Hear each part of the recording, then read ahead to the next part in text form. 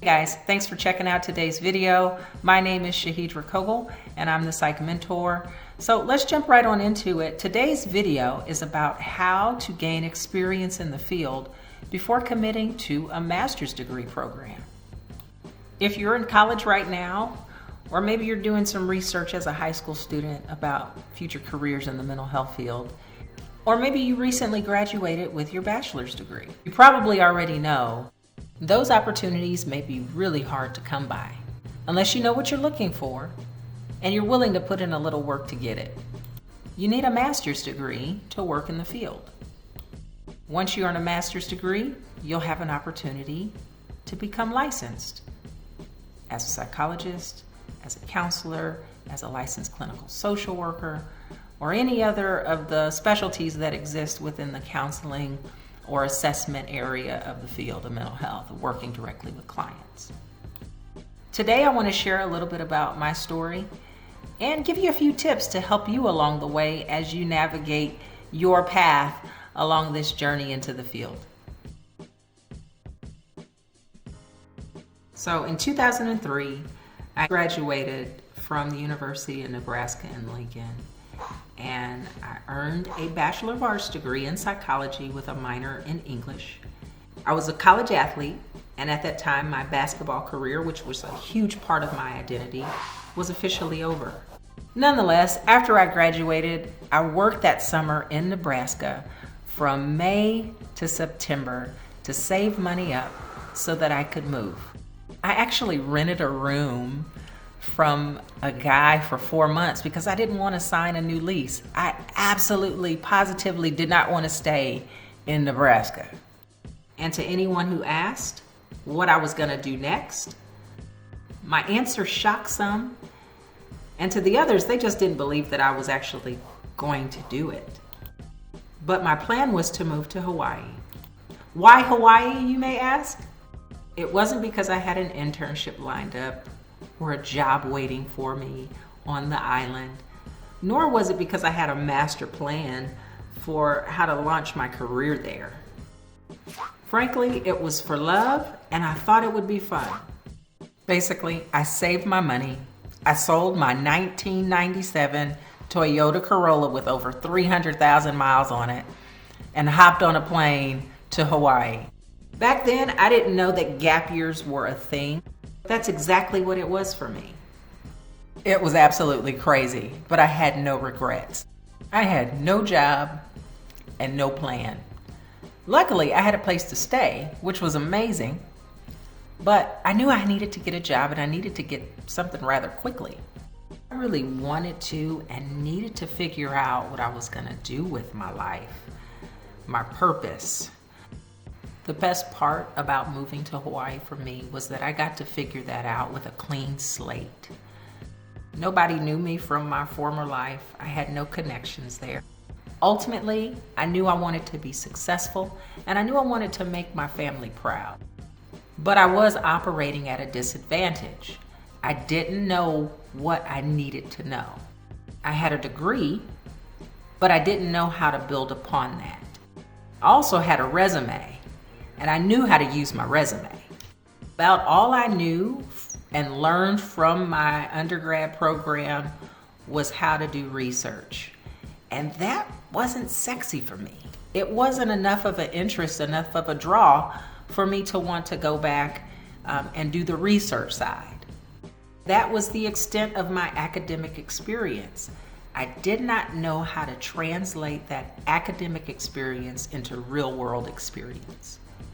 And up until this point, my resume was stacked full of experience in the financial world, not the field of psychology, not the field of mental health. Foundationally, I had the goods and I didn't know it. I was really good at listening. I was great at customer service, and I understood people. But it was not experience. I didn't gain that experience from working in the field of mental health. I got that experience from working random jobs across my entire work career up until this point at age 22. So if you're wondering, I did get a job as soon as I touched down. I ended up getting a job at a financial institution as my first job. I took it. My first offer, I took it because I needed money. I lasted at that job for probably 3 weeks. I hated that job. It was horrible. And then something amazing happened. I ended up getting hired by a behavioral healthcare agency called Care Hawaii. And I spent the rest of that year working with children with severe mental health issues, from autism to OCD issues to schizophrenia, and it changed my life. I met some of the most insightful clinicians that became my mentors. I had wonderful colleagues who helped encourage me to go back to school. It was the boost that I needed. It was that sense of purpose that I was looking for. That year of experience fueled my flame to be something more in the mental health field than just an entry-level worker. It even prompted me to do my research about the GRE, about master's degree programs, and what my next steps were going to be. So maybe you're there. Maybe you're looking for that experience that's going to be a game changer for you.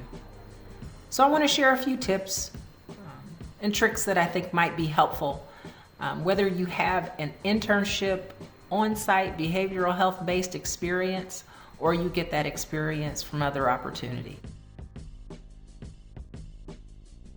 So here are several suggestions on how to get experience in the field before you commit to a master's degree program. Are you ready? Here's number 1. Attend free or low-cost trainings that may be offered by hospitals or IOP programs or addiction treatment centers, or even local nonprofits. Oftentimes, attending the trainings, you'll get an opportunity to network with other professionals in the field and ask the speakers questions about their specialty. One great place to start is by taking a psychological first aid or a mental health first aid training course. Oftentimes these courses are free or they're offered for a low fee, like $25 or less. You may also consider doing some volunteer work. A great place to consider would be to volunteer with AFSP. That stands for the American Foundation of Suicide Prevention. They run community walks and do out of the darkness walks to help survivors of suicide loss. That is a great opportunity to learn about grief and loss, depression, and a manner of other issues that impact loved ones who have passed away due to suicide, and also the family members who are left behind. You may also consider volunteering at a children's advocacy center. These are centers that are available to children and families who have been impacted by abuse, violence, or other difficult situations. Or you can look at applying to volunteer at some organization that's related to the United Way. Number 3, you can go and sit in on an open group, an open support group like Al-Anon or NAMI groups. Many times these groups are open to the public. You don't have to pay to attend, but you can go and observe and see how the facilitator runs the group and how the members interact with one another. Number 4, you can apply to be an office assistant or administrative support at a counseling center or a behavioral health hospital, and that way you would get an opportunity to see the operation of that organization and how everything runs, and how the colleagues interact with one another, along with how the patients are treated. Number 5, you can apply to do clinical rotations at a teaching hospital near you. Many times at teaching hospitals, they will have different programs for each level of education, from high school students to college students to even college graduates, and even those who may be working on fulfilling their licensure obligations. Number 6, apply for an internship. Sometimes this internship may be a part of your college program. It definitely is a part of the practicum and internship process within a master's degree program. But at Psych Mentors, we do offer on a limited basis semester internships for upperclassmen and for recent college graduates to be able to get some experience in our counseling centers and affiliates. So you can always reach out to us as we post those opportunities on our website. Or you can look locally and see what's around you, explore those opportunities. You can also check with your college and ask for a list of possible internships in your field. And finally, get a mentor. A mentor is someone who you can sit down with, ask questions. Maybe they'll give you that opportunity to listen to them, answer phone calls, or do consultations. With a mentor, they have the experience that is tribal knowledge that can be helpful as you make decisions going forward in the field. Mentors can be an invaluable asset for you from the beginning of your career all the way through licensure. They can also be great resources and references for you as you seek internship experiences and apply for your master's programs. Thanks for checking out today's video. That was just a short list of ways to get you started in gaining a little bit more experience. If you have other ways that you've gained experience, please share in the comments below. It may help your fellow colleagues gain some ideas that they may not have thought of. Don't forget to hit the like button and subscribe. We want to make sure that you're getting the weekly notifications for these videos if this information is helpful to you. As always, thanks for checking out the Psych Mentor. Here's to your success.